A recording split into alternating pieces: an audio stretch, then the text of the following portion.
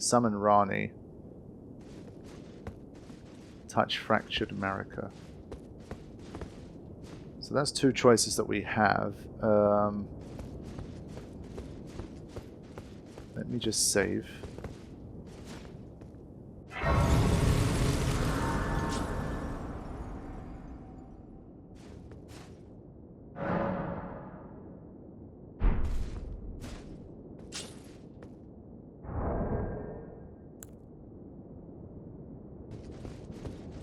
So, let's summon Rani, I think, as the first choice. Let's summon Rani, see what we get.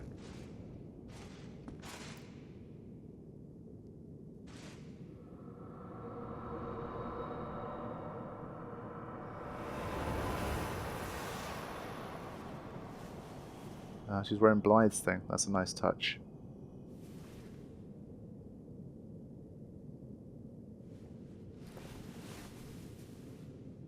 The battle is over, I see.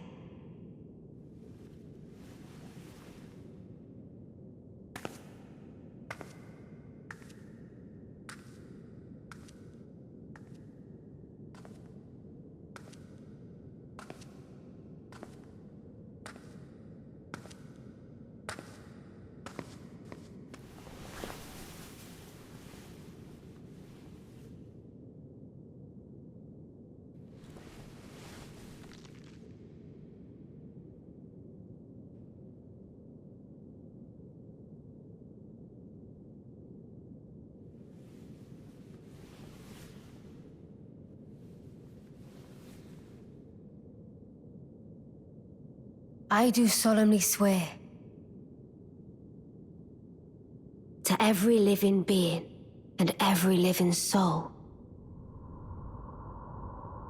Now cometh the age of the stars. 1,000-year voyage under the wisdom of the moon. Here beginneth the chill night that encompasses all, reaching the great beyond. Into fear, doubt, and loneliness, as the path stretcheth into darkness.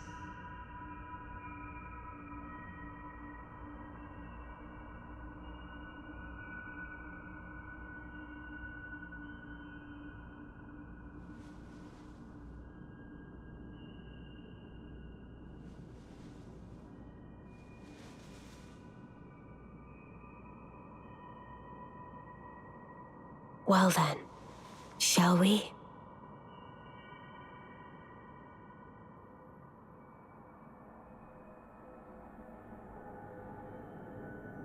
My fair consort eternal.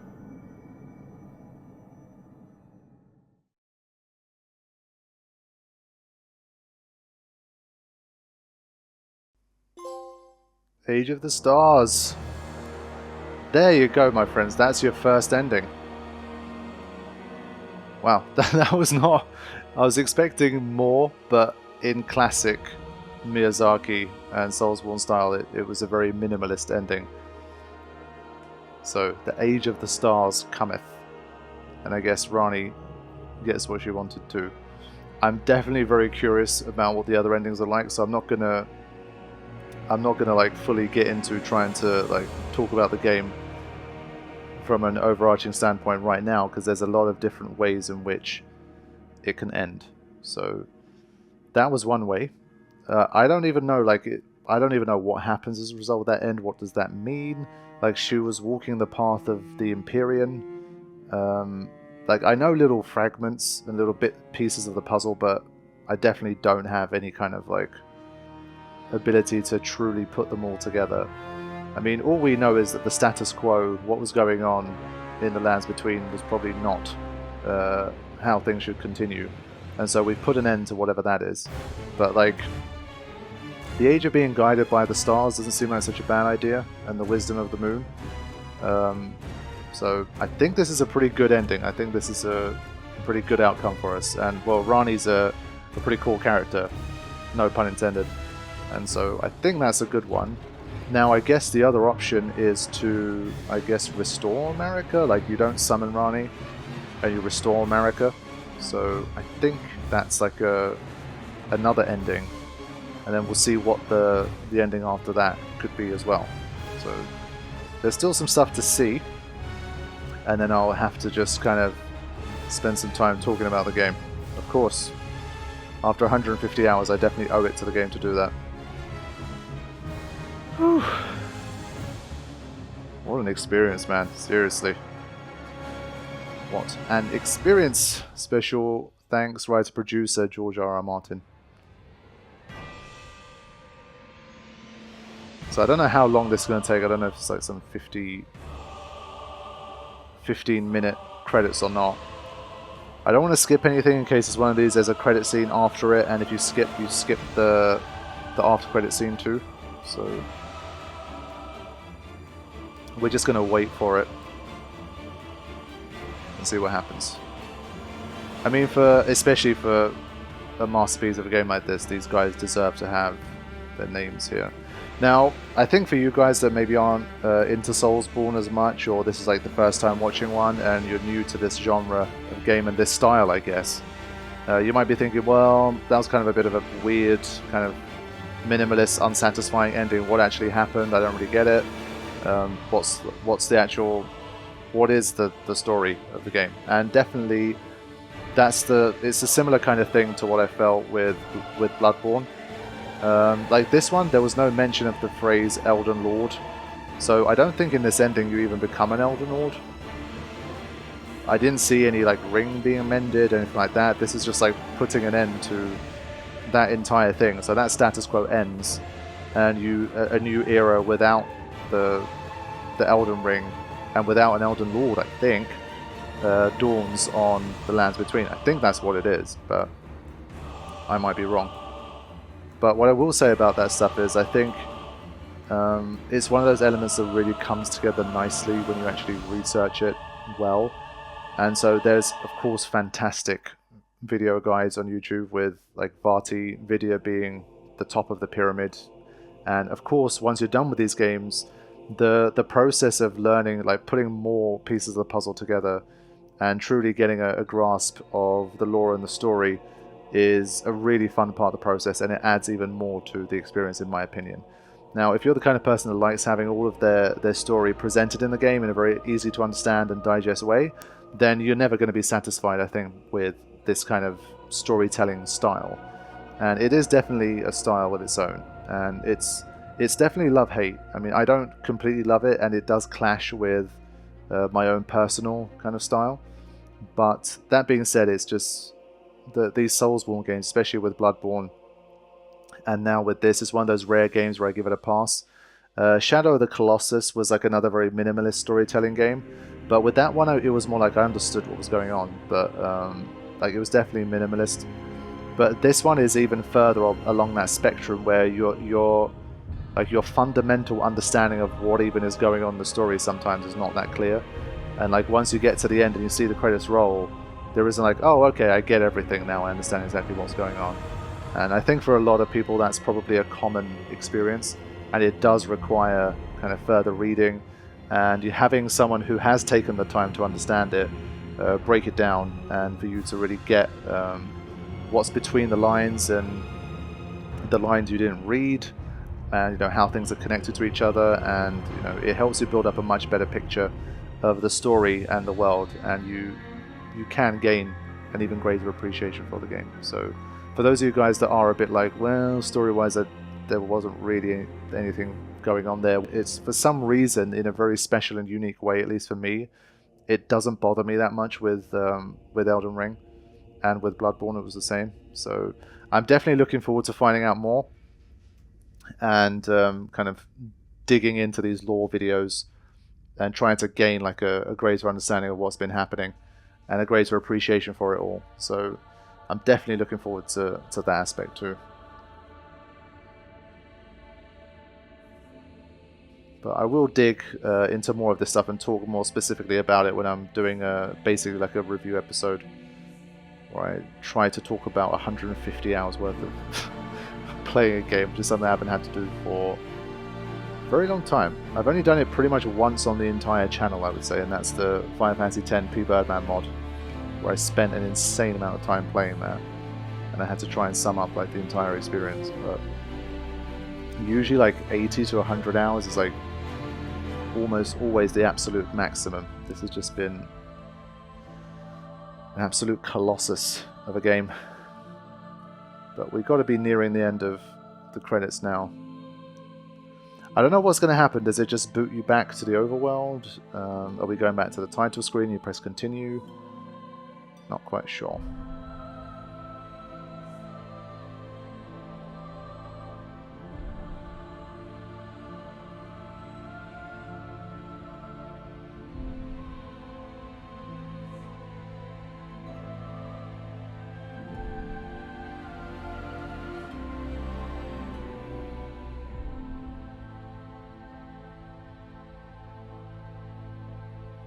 The font is monotype, in case anyone was curious. If you want to use it for your own content or something.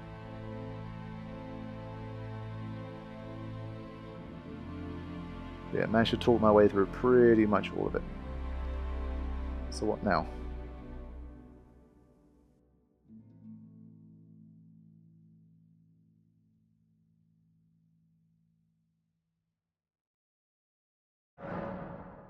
Right, begin Journey 2. If you do not start over now, you can choose to begin Journey 2 later on at the Table of Lost Grace and Round Table Hall. So let's say no.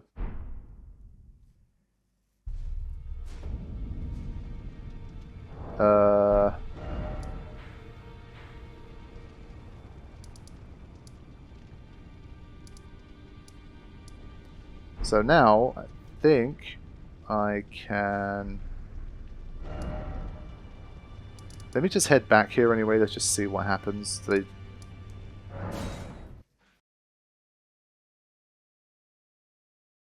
not sure how it works.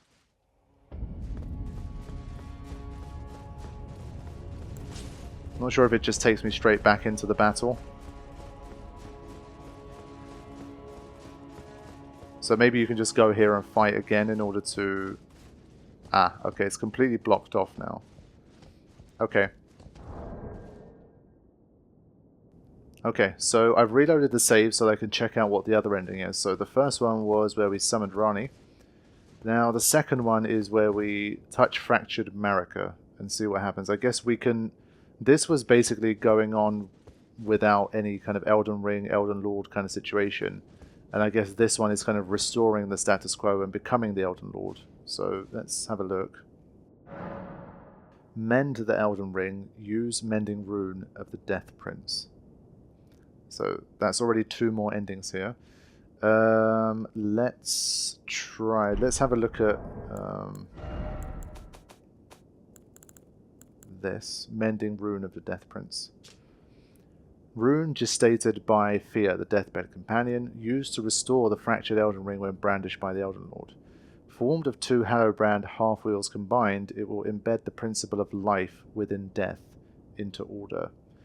The Golden Order was created by confining destined death. Thus, this new order will be one of death restored. Right. Let's check out the one we don't use this first, get that ending, and then we'll use the Mending Rune of the Death Prince. So I've backed up this save onto the cloud so I can keep coming back to this one basically, so I don't have to defeat the final boss again and again. Here we go, ending number 2. And we'll see which ending we like best.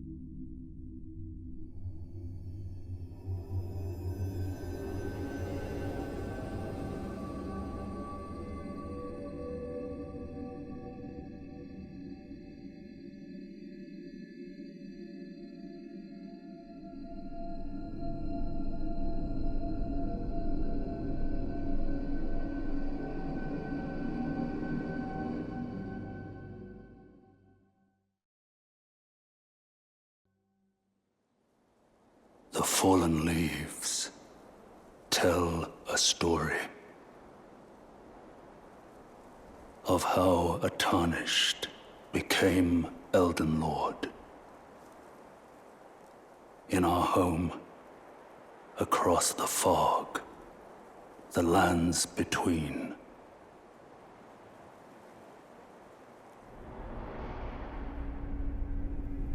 Our seed will look back upon us and recall an age of fracture.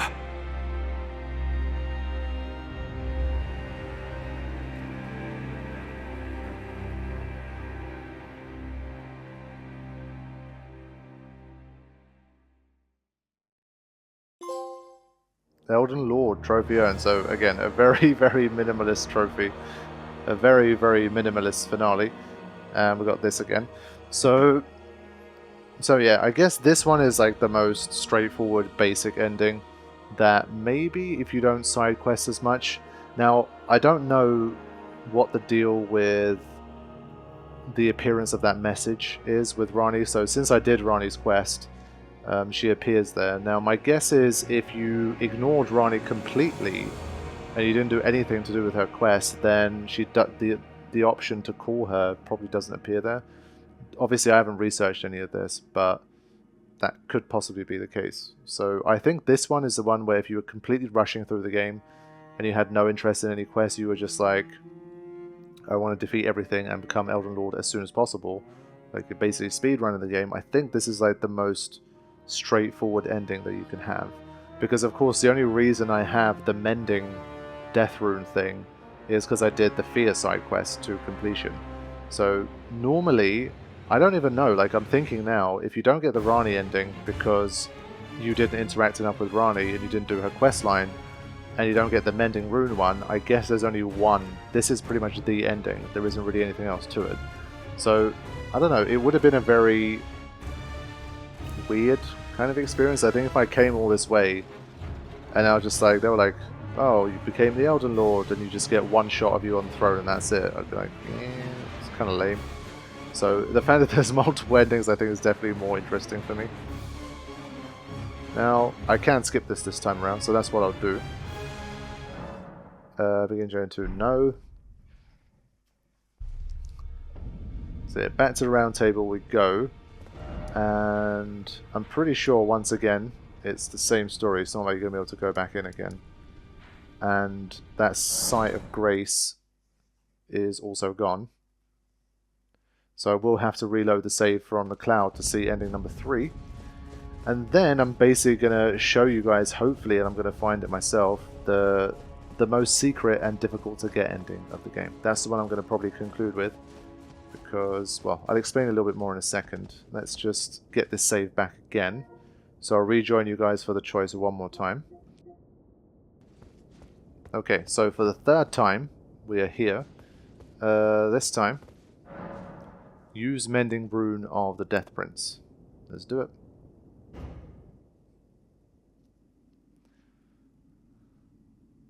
So I guess, again, this is like a restoration, but it's going to be of a different kind. The Golden Order, I don't think there's going to be any more after this one.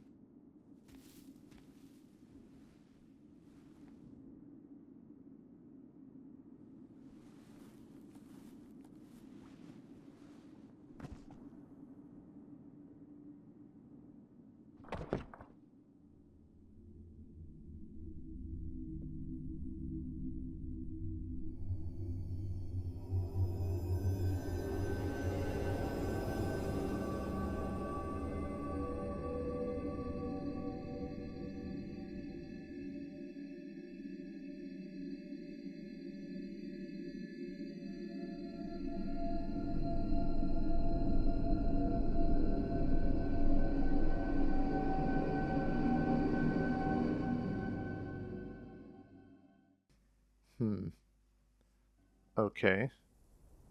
The fallen leaves tell a story of how a tarnished became Elden Lord. In our home, across the fog, the lands between.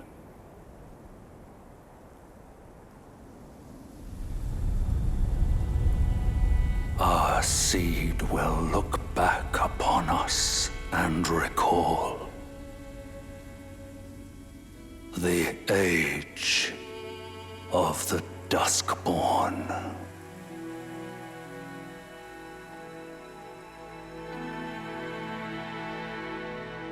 Okay. Fair enough. The age of the duskborn. Okay. I mean, it doesn't look like a great existence at the moment. Wait a minute. Oh, okay. I mean, does the world look any different as a result of this? Like, can we just get out there and just quickly have a look? Or does this take you back to, like, before? So, of course, due to the nature of the endings, you watch that and you're like, okay, so the weather changes, the age of the Dusk Lord, big whoop. But I guess in terms of lore context, that's probably a very big deal. The fact that the Golden Order is kind of basically over. You aren't the shiny golden Elden Lord anymore. And it's the age of the Duskborn. So, okay, that's yet another one. And I think with that, I conclude all of the endings related to that, I believe, that I can find. And I'll talk about it in a second. Let me just... I'm always going to check anyway, just in case there's something else here. I doubt it. Let's see... Okay. So now I'm going to reload one last time. And we're going to go hunting for the final ending that I can show you guys. Now, the reason I can't show any more endings, I believe there's 6. I will start to look into this after the session as well. Basically, there's 3 mending runes. So you guys have seen the first, the Age of the Duskborn, and that's the one you get from Fear. But apparently there's 2 more. Now, the first one is from Dung Eater, who I killed him deliberately, but I didn't know that I wasn't supposed to kill him at that particular time if I wanted to get everything that I needed from him. So, because I prematurely killed Dung Eater, I didn't get his mending rune. Now, this doesn't affect any trophies. You can still platinum and that kind of thing. So, it should be fine. But in terms of, I guess, that other ending, you don't get to see it. But it's not like, again, if you're absolutely like a very completionist person, then you're like, I've got to experience that ending while I'm playing, then you will have to make sure you don't kill Dung Eater before you're supposed to. So make sure you use a guide for that stuff. And apparently there's an NPC / quest line that I pretty much didn't do entirely. Now, I forgot completely who this was until I was reminded. I was like, oh shit, that guy. So in the Round Table Hold, you remember there was a guy called, I think his name's Corwin. I forget how it's spelled. But he was the guy that was like, he had the sort of restraint around his neck kind of thing, and he was blindfolded. He disappears off somewhere, and apparently you're able to find him again. And of course, in the vastness of the world, I couldn't find him again. If I did, I of course would have picked up his quest, but I didn't find him. And if you do, you can complete his quest line, and you end up getting another mending rune. So that's like 3 endings related to mending runes that you can get. So you got the Rani ending, you've got the straight up like restore America, restore the Golden Order, become Elden Lord ending, and then you have the death mending rune related ones. And aside from that, there is one final ending to get, and that one is a difficult one to get. There was a friend of mine that managed to stumble into it themselves, but it's very difficult and you need like a big stroke of luck to do so. I mean, he didn't go looking for it or anything, but he got lucky while he was exploring and searching for something else, and ended up triggering this ending, and it's pretty interesting. So I don't know what it is, but I'm going to look up how to trigger it and where to do it from, and I will show you guys that, and we'll see the final ending that we can together. And I'll probably put in cutscenes for the other death mending rune variants, because honestly I would have to basically restart the game at this point. I think they're missable endings for me. The Dung Eater one is definitely missable, and I'm not sure if the Corwin one is. I'd have to look it up, but I think I'm content with just kind of showing the cutscene for how it works, and kind of making do with that. But this secret ending I'm definitely interested in because it might feature some other characters based on what I think is the case. And so we'll have a look into that in a second. So these are the first 3 endings I can show you, and we're about to move on to a 4th.